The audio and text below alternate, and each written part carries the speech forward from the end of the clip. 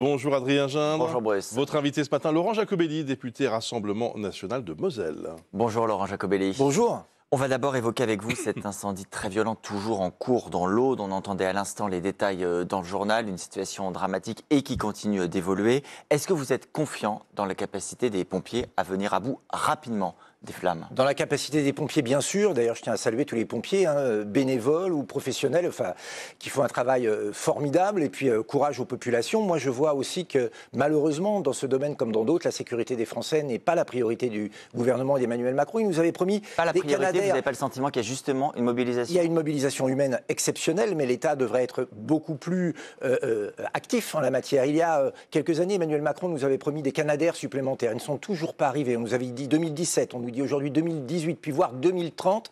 Malheureusement, les investissements n'ont pas été faits. Vous savez que ce n'est pas le chef de l'État qui produit lui-même les Canadair. Il y a des délais de production industriels. Alors à ce moment-là, il ne fait pas de promesses. Alors à ce moment-là, il ne dit pas à la population qu'il va les aider. Et il assume malheureusement, la Macronie, c'est ça. Ce sont des promesses non tenues et le manque de précaution et de protection des Français. On le voit avec tout ce qui porte un uniforme, les pompiers, les policiers, les gendarmes. Il y a un manque d'anticipation, un manque d'investissement, un manque de définition des vraies priorités. Aujourd'hui, nous avons 12 Canadair en France, 6 sont en révision, il y en a seulement 6 qui marchent. Et tous les étés, on fait mine de redécouvrir qu'il y a des incendies en France. Malheureusement, il y en a. Avec le réchauffement climatique, il y en aura toujours plus. Il faut cibler les bons investissements, mettre en place des stratégies, voire des stratégies industrielles pour que nous fabriquions en France des avions, ce qui créerait de l'emploi. Malheureusement, tout cela, nous ne l'avons pas eu dans ce domaine comme dans bien d'autres. Est-ce que vous reconnaissez tout de même au chef de l'État d'avoir été bien inspiré, précisément en 2022, de dire qu'il faudrait renouveler la flotte des Canadair et en rajouter? Vous avez raison sur le fait qu'ils ne sont pas arrivés, mais le processus est engagé.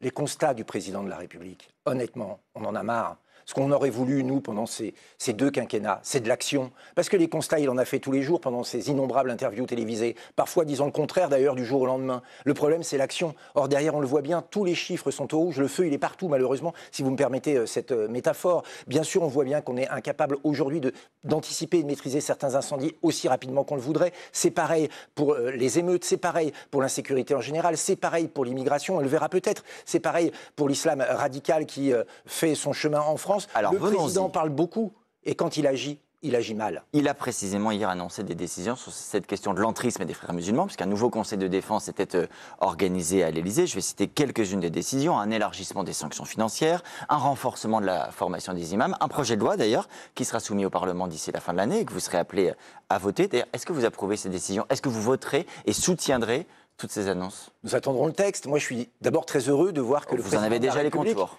Le président de la République découvre qu'il y a un problème avec l'islam radical en France. Il avait du mal, il y a encore quelques années, à décrire l'islam radical comme étant la source du terrorisme et de l'insécurité en France. Ça y est, il a franchi le pas. Il y a eu un texte sur le séparatisme dès le premier quinquennat. Tant mieux, tant mieux. Maintenant, plutôt que de faire des conseils de sécurité qui, normalement, ont vocation à être secrets, mais qui sont divulgués par conférence de presse, on pourra s'étonner de cette communication, mais qu'ils reprennent tout simplement le projet de Marine Le Pen de lutte contre l'islam radical, qu'on ferme les 139 mosquées tenues par les frères musulmans, qu'on ferme et qu'on interdise les associations, notamment sportives, et un très bon rapport de Julien Audoul qui le montre, un député du Rassemblement National, qui sont gangrénés par l'islam radical. Retour au pays pour tous les prêcheurs de haine et prêcheurs d'islam radical. Vous voyez, les mesures, elles existent, et ce que nous propose le président de la République, c'est un tout petit pas dans la bonne direction. C'est presque cosmétique, presque technique seulement. Mais vous savez, notre politique à l'Assemblée nationale, quand un projet va dans le bon sens, même si c'est insuffisant, nous le votons. Mais pour lutter vraiment contre l'islam radical en France, il va falloir maintenant une majorité à l'Assemblée nationale. C'est évidemment pas d'Emmanuel Macron qui viendra la solution. On va parler justement de cette future majorité. D'abord, un mot sur l'une des actualités de ces derniers jours. Je voudrais vous interroger sur le sauvetage vendredi à Paris d'une famille de 6 personnes prises au piège dans un appartement en flammes. Il se trouve que l'auteur de ce sauvetage s'appelle Fousséinou Cissé. Il va recevoir du préfet de police de Paris une médaille pour acte de courage et de dévouement. Il est actuellement titulaire d'un titre de séjour. Est-ce que vous considérez que par cet acte-là, il mérite la nationalité française et qu'elle doit lui être octroyée? Alors d'abord, permettez-moi de saluer son courage, sa bravoure, et je vais vous dire, ça donne de l'espoir dans la nature humaine, de voir que des gens sont capables, au péril de leur vie, d'aller aider les autres. Vous savez, être français, ça s'hérite ou ça se mérite. Voilà, ça s'érite, c'est-à-dire que si vos parents sont français, toujours dit Marine Le Pen. Ça se mérite, c'est-à-dire que si par votre comportement, votre envie, votre intégration, votre adhésion aux valeurs françaises, vous montrez tous les signes de mériter d'être français, vous pouvez l'être. Je pense qu'il a montré les signes. qu'il pouvait mériter d'être français. Vous savez, c'est ça, nous, ce que nous défendons. Ce que nous combattons, Donc c'est... vous demandez à ce qu'il soit naturalisé Je ne vais français. pas le demander, c'est à lui de le faire ou pas. Et je pense que là, en tout cas, il a une circonstance qui va dans le sens qui est le bon pour lui accorder cette nationalité. Il va être reçu aux festivités du 14 juillet par Emmanuel Macron et donc décoré, comme le disait Je vais vous Adrien. dire, l'immigration aujourd'hui, le problème que nous avons, c'est que c'est une immigration incontrôlée, c'est une immigration subie, c'est une immigration abusive parfois, de gens qui viennent en France pour les mauvaises raisons et qui parfois se comportent mal. Mais quand il y a une adhésion à la nation, quand quelqu'un travaille, paye ses impôts, est complètement intégré dans la société française, c'est différent. C'est en fait l'exemple de ce que devrait être l'immigration, un exemple devenu trop rare, Alors, tellement rare d'ailleurs. Tout le monde ne peut pas non plus sauver une famille du feu. Tellement rare d'ailleurs que quand ça arrive, on met la lumière dessus. Mais ça ne doit pas cacher, par exemple, que le nombre de personnes qui ont acquis la nationalité française cette année a encore augmenté, que le nombre de titres de séjour a augmenté de 35% depuis l'arrivée d'Emmanuel Macron.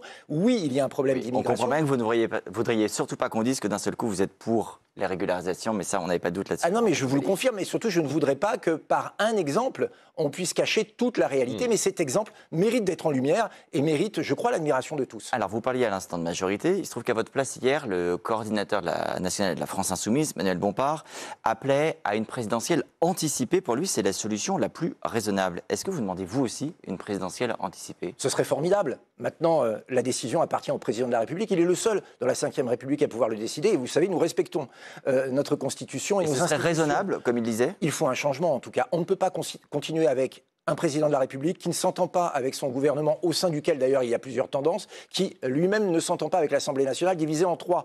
On est au moment où il y a 650 000 pauvres supplémentaires en France, où il y a un vrai problème Chiffre de l'INSEE hier. un problème d'immigration, un problème de désindustrialisation. Il y a des mesures urgentes à prendre. Elles ne pourront être prises que par une majorité. Nous demandons, avec Marine Le Pen et Jordan Bardella, la dissolution de l'Assemblée nationale pour que les Français retournent aux urnes et qu'ils donnent une majorité au pays, une majorité qui fera que Jordan Bardella sera Premier ministre. Parce que ça nous permettra d'agir et d'agir dans le sens de l'intérêt des Français. Vous faisiez allusion au chiffre de l'INSEE hier, qui en l'occurrence concerne l'année 2023 et indique un taux de pauvreté record en France, 15,4%, soit 9,8 millions de personnes.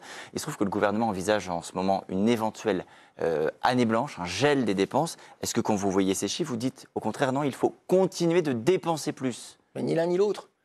Pourquoi est-ce qu'aujourd'hui il y a autant de pauvres? C'est parce que notre pays ne crée plus de richesses et que donc il n'y a plus assez de richesses à partager. La balance commerciale est négative, c'est-à-dire qu'on envoie plus d'argent à l'extérieur pour acheter des choses qu'on achète en France. La désindustrialisation, j'en parlais, moi je suis concerné avec ArcelorMittal à Florange. Tout ça fait qu'il n'y a plus assez de travail, il n'y a plus assez de richesses et donc des Français sont dans la misère. Il y a deux choses à faire. Relancer le travail. Lâcher la bride fiscale aux entreprises et aux particuliers, arrêter avec les normes abusives, et puis de l'autre côté, ne pas arrêter d'être solidaire avec les plus fragiles. Une partie de ces 650 000 personnes qui sont tombées dans la pauvreté sont des chômeurs à qui les allocations et les aides chômage ont été diminuées. Le président de la République et son gouvernement, parce qu'il faut le dire, c'est un gouvernement macroniste, font l'inverse de ce qu'il faut. Ils continuent à vouloir étouffer les entreprises et en même temps, ils n'ont plus l'esprit de solidarité. Ça nous amène dans le mur malheureusement. Merci Laurent Jacobelli, merci de votre Adrien invitation.